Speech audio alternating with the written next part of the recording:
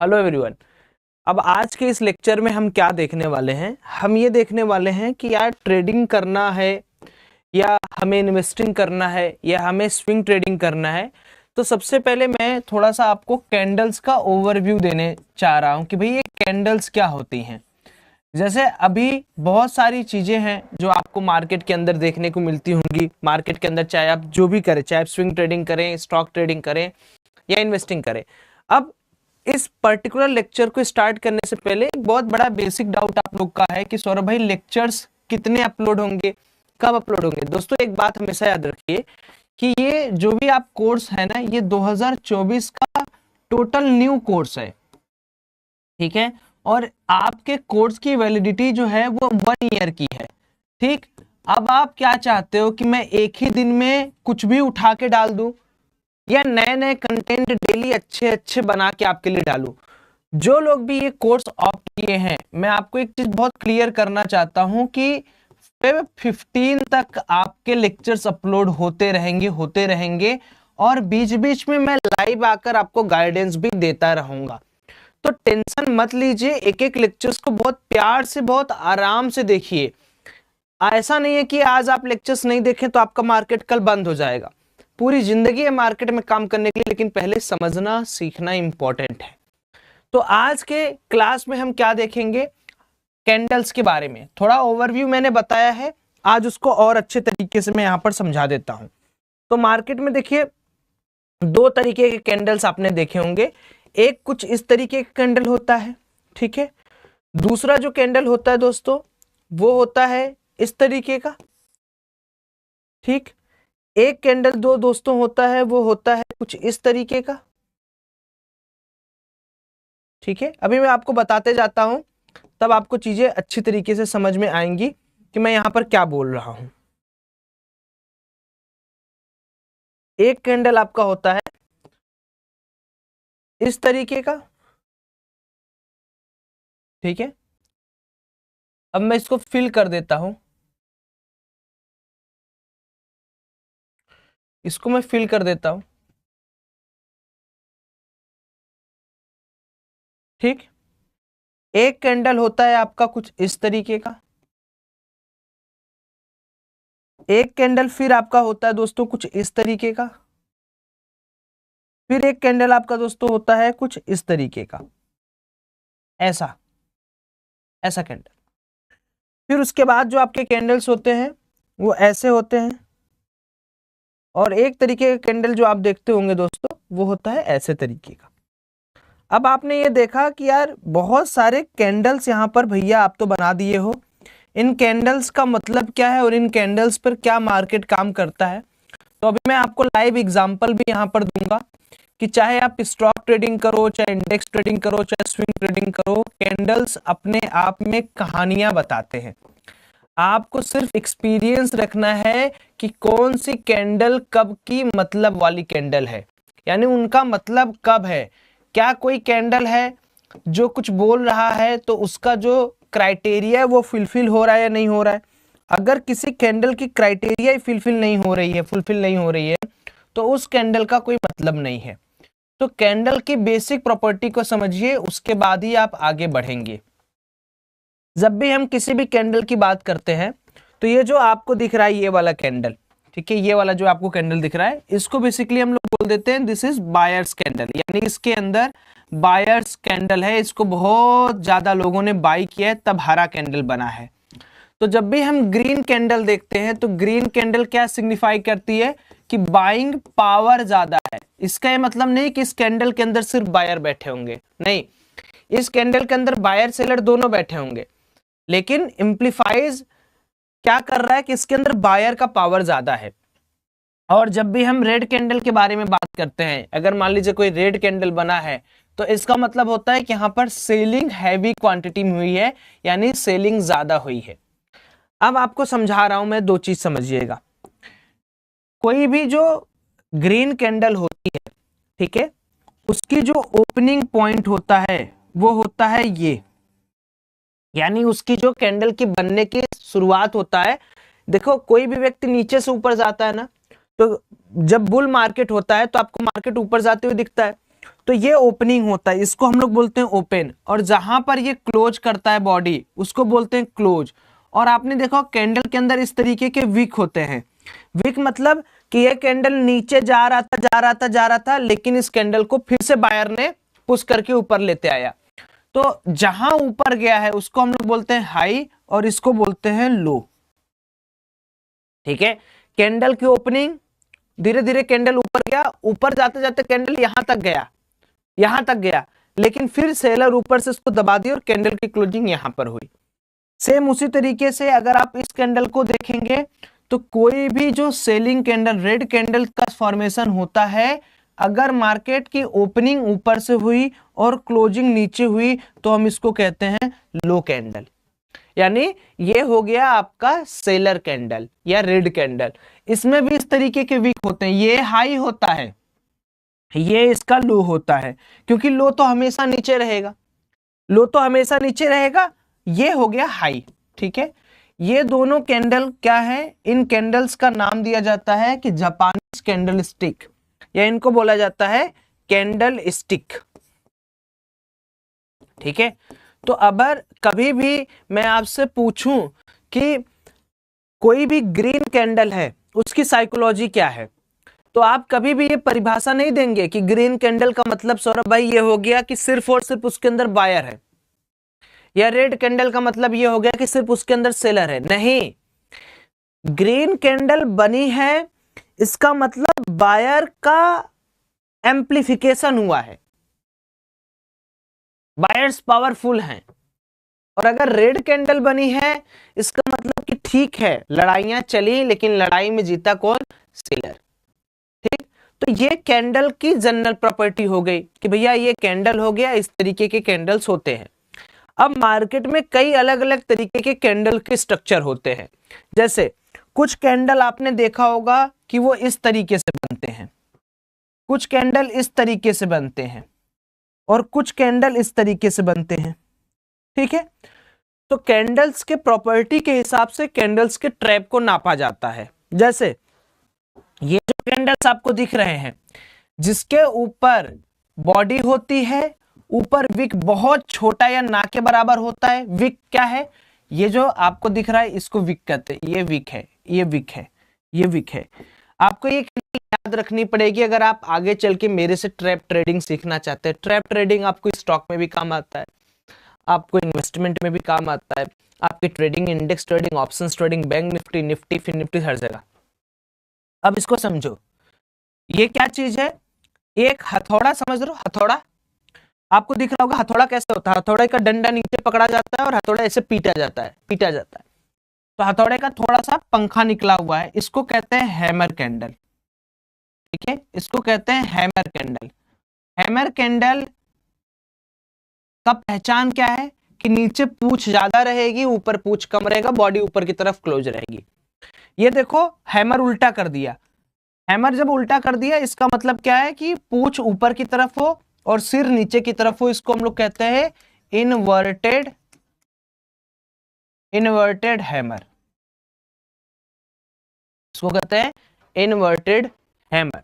ठीक, अब आप यहां पर देख रहे होगे कि बॉडी छोटी सी है लेकिन पूंछ ऊपर नीचे दोनों तरफ से बहुत बड़े बड़े हैं, इनको हम कहते हैं कंफ्यूजन कैंडल, यानी इनको हम लोग कहते हैं डोजी कैंडल, डोजी कैंडल्स। ठीक है, तो अगर आप चार्ट में इसी चीज को देखेंगे तो चार्ट के अंदर क्या है, आपसे अगर मैं पूछूं कि ये कौन सा कैंडल है, ठीक है, ये कौन सा कैंडल है, तो आप बोलोगे सौरभ भाई ये वाला जो कैंडल है, अभी आपने बताया कि सिर ऊपर है पूंछ नीचे है, इसको हम कहते हैं hammer candle, this is hammer candle. अच्छा, ये कौन सा कैंडल है, this is inverted hammer candle. ठीक है, ये कौन सा कैंडल है, this is normal body candle. ठीक है, अब देखो ये वाला जो कैंडल आपको दिख रहा है, ये वाला, ये कैंडल आप देख रहे हो, इसमें बीच में सिर है और पूंछ बड़ी बड़ी है, इसको आप हैमर टू डोजी कैंडल बोलोगे। ये वाला कैंडल कैसा है? This is inverted, inverted hammer. Okay, तो अगर हमने हैमर समझ लिया, इन्वर्टेड हैमर समझ लिया, नॉर्मल बॉडी समझ लिया, डोजी समझ लिया, इन्वर्टेड हैमर समझ लिया, तो अब इनका यूज क्या है, इनको कैसे यूज करते हैं? देखिए, एक बहुत बड़ी कहावत है कि लोगों को लगता है कि अगर कोई कैंडल बन गया है तो हमको तुरंत उस पर काम करना है। ऐसा नहीं है दोस्तों।